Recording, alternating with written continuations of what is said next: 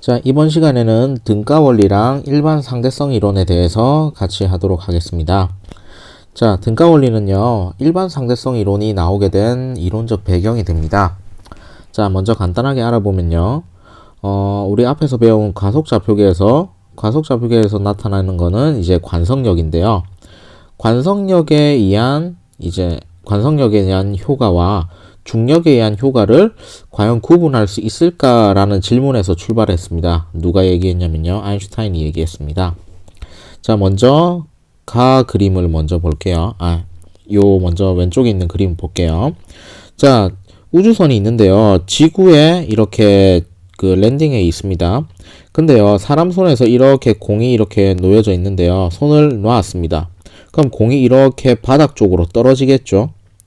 자, 그러면요, 이 큰 현상을 보는 게 아니고요, 이 공의 입장에서 볼 때요, 바닥이 어떻게 되는지에 대해서 생각을 해봅시다. 자, 공의 입장에서 보면요, 공이 이렇게 자기는 가만히 있었는데 손이 이제 잡고 있다가 나왔으면요, 공은 가만히 있는데 자기한테 바닥이 점점 다가오는 것처럼 느껴질 겁니다. 자, 나 상황도 마찬가지인데요. 자, 지금 얘는요, 요 상황에서는요, 무중력 상태입니다.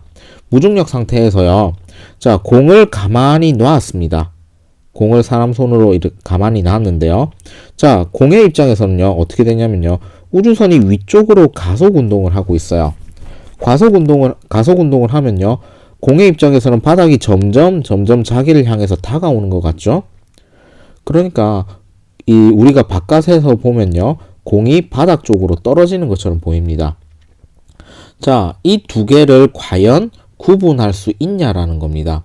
자, 우리가 일상적인 상황에서 가 상황인데요, 접할 수 있는 상황이 가인데요, 가 상황에서는요, 공이 지구 때문에 떨어진다, 중력 때문에 떨어진다 라고 설명을 합니다.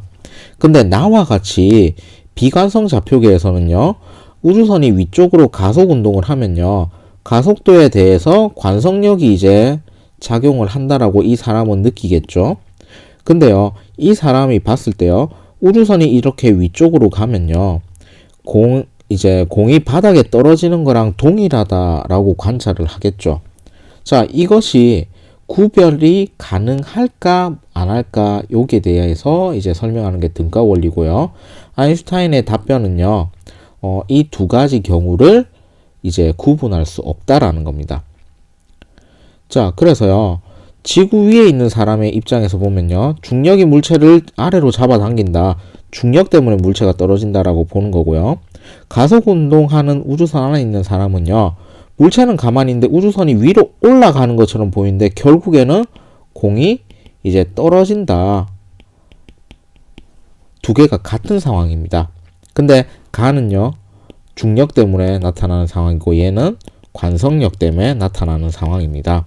자, 그러면 이 두 개가 구분이 가능할까에 대한 질문이고요. 앞에서 얘기했다시피 구분할 수 없다라는 겁니다.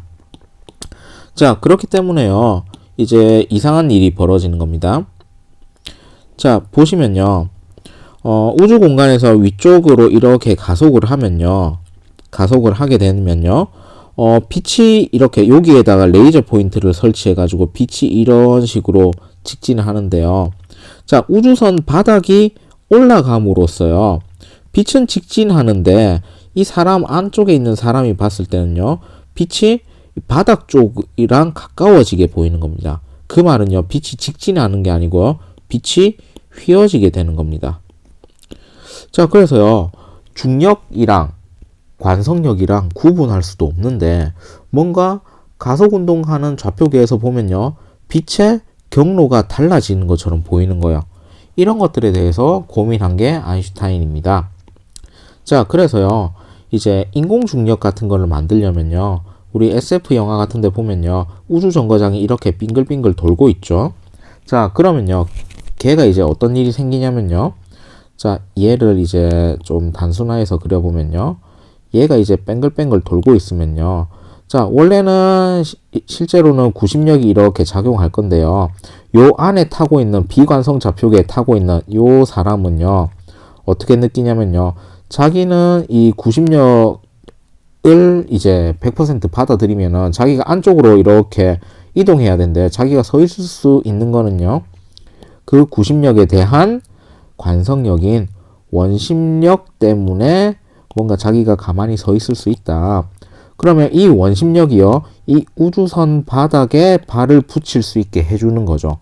그러면요. 우리가 지구에서 발을 붙이고 살 수 있는 이유가 중력 때문인데 그러면은 원심력이 중력 역할을 하는데 이 두 개를 구분할 수 있다? 등가 원리에 의해서는 이 두 개가 같다, 구분할 수 없다라고 얘기를 하는 겁니다. 그렇기 때문에 인공중력을 이제 하려면요, 만들려면요, 뱅글뱅글 돌리면 됩니다. 그래서 원심력이라는 구심력을 통해서 중력이란 걸 구현해낼 수 있습니다. 자, 그 다음에 조금 더 예외적인 얘기인데요. 지구가 이렇게 있는데요. 북반구에 사는 사람이 이렇게 땅바닥에 발을 붙이고 살면요. 남반구에 사는 사람은요. 이렇게 북반구에 대해서 이제 거꾸로 서 있겠죠. 자, 그러면요. 우리 남반구 사람은요. 항상 이렇게 거꾸로 매달려 있는 것처럼 느끼나요? 그러지 않습니다. 우리가 바닥이라고 인식하는 건요. 쉽게 얘기해서 중력 방향이라고 우리가 인식을 하는 겁니다. 그렇기 때문에 북반구에 있는 사람은요. 이쪽 방향이 중력 방향이 있기 때문에 이쪽이 바닥이고 이쪽이 천장이죠. 그래서 아무 문제가 없는데 남반구도 마찬가지입니다. 사람이 바닥에 이렇게 발을 디디고 있는 중력 방향이 이쪽 방향이죠. 그래서 얘가 바닥이고 이쪽은 천장이라고 생각하기 때문에 거꾸로 매달려 있지 않습니다. 참고로 하시면 될 것 같고요. 참고로요. 질량의 정의에 따라서 두 가지로 나눠집니다. 중력 질량이 있고 관성 질량이 있는데요. 중력 질량은요. 뉴턴의 만류인력 법칙이죠. 그래서 얘는 라지 M은 지구 질량, 스몰 M은 물체의 질량이라고 했을 때 얘가 힘, 만류인력이고 얘가 F는 MA를 만족하기 때문에 물체의 질량, 물체의 가속도인데 얘는 중력 가속도가 되겠죠. 그래서 이렇게 정의가 되는 게 중력 질량이고요. 관성 질량은요. 뉴턴의 운동 제2법칙에 의해서 정의되는 질량인데 이렇습니다. 힘과 가속도는요. 비례 관계인데 그러면은 우리는 비례 관계 요거 별로 안 좋아하니까 등호를 쓰고 비례상수 하나 쓰면 되겠죠. 그 비례상수의 정체가 뭐였다고요? 중력이 아니고 질량이었습니다.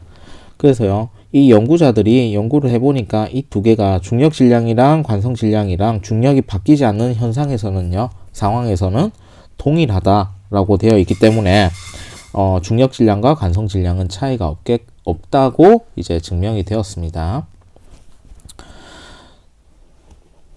자, 이제는 일반 상대성 이론에 대해서 하겠습니다. 자, 일반 상대성 이론은요. 중력이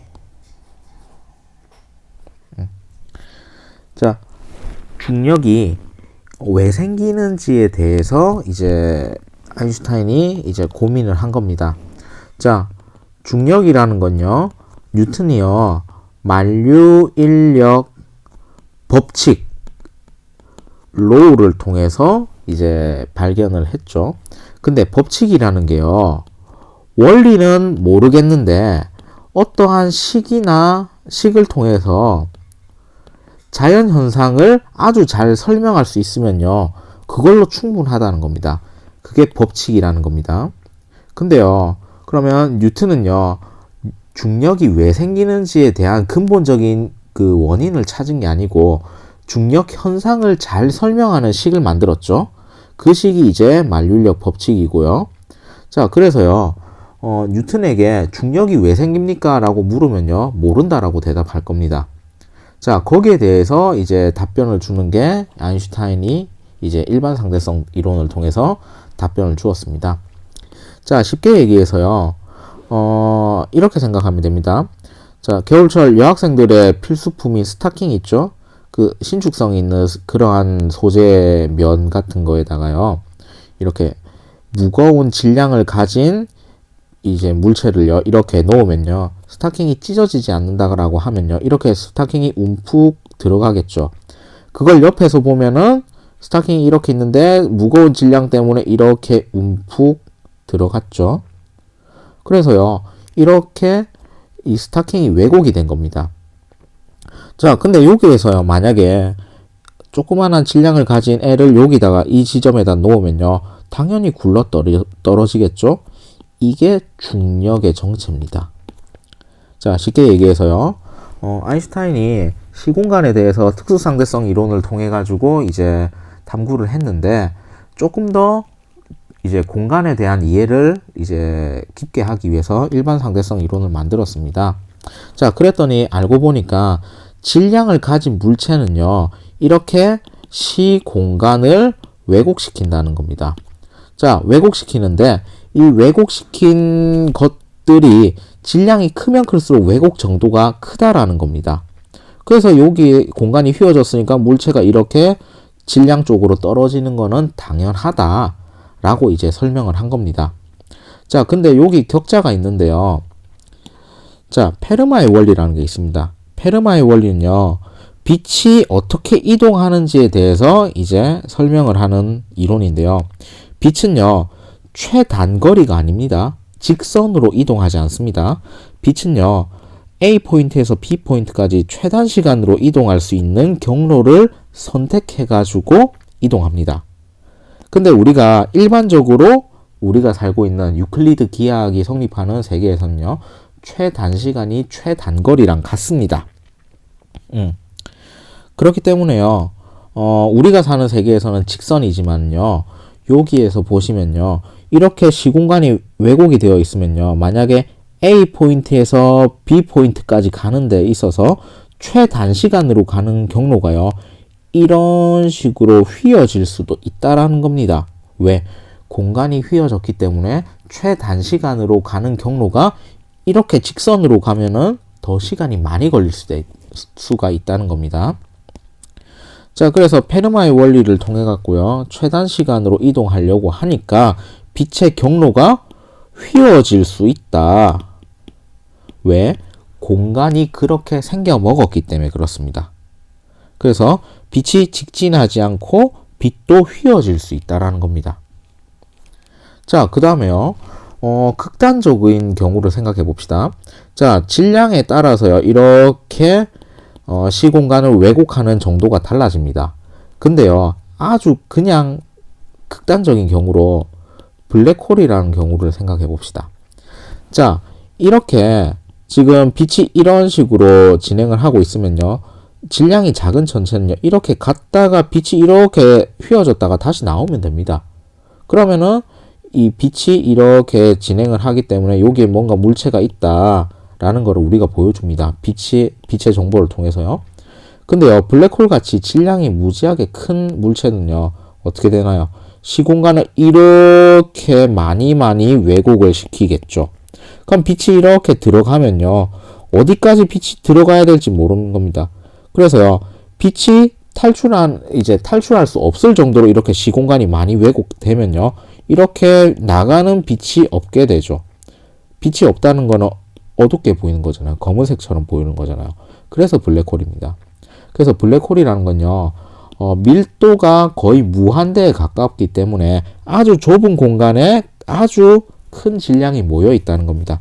그렇기 때문에 시공간을 많이 왜곡하기 때문에 빛이 빠져나올 수가 없다라는 겁니다. 이제 그게 블랙홀의 의미였습니다. 자, 그러면 일반 상대성 이론의 실험적 증거를 보면요, 제일 많이 나오는 게 중력렌즈 효과입니다.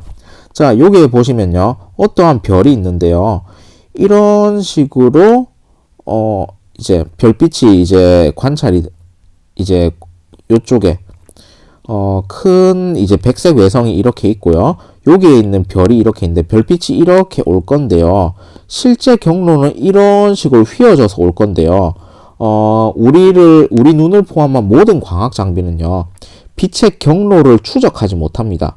그렇기 때문에 이렇게 온 빛이요, 실제로는 이렇게 직진으로 뭔가 있다라고 관측을 하게 됩니다.